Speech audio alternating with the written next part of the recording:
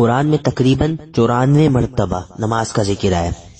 حالانکہ اگر صرف ایک مرتبہ کہہ دیتے کہ نماز پڑھ لو تو وہ بھی کافی ہو جاتا نماز کی فرضیت کے لیے، لیکن 94 مرتبہ جو کہا، 94 ٹائمز، 94 مرتبہ صرف اس لیے کہا تاکہ اس پر زور دے. جب ہمیں کوئی بات تاکید کے ساتھ کہنی ہوتی ہے تو ہم اسے بار بار کہتے ہیں، کرو کرو کرو، بار بار کہتے ہیں ہم اسے.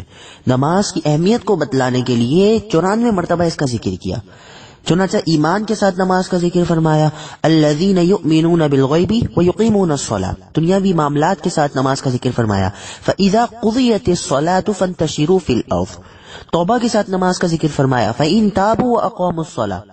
برائیوں سے نجات بذریعہ نماز، ان الصلاۃ تنہی عن الفحشاء والمنکر والبغی. خرچ کرنے کے معاملے میں خرچ کے ساتھ نماز کا ذکر، ویقیمون الصلاۃ ومما رزقناہم ینفقون. پابندی نماز کے بارے میں ذکر فرمایا کہ نماز کی پابندی کیجیے.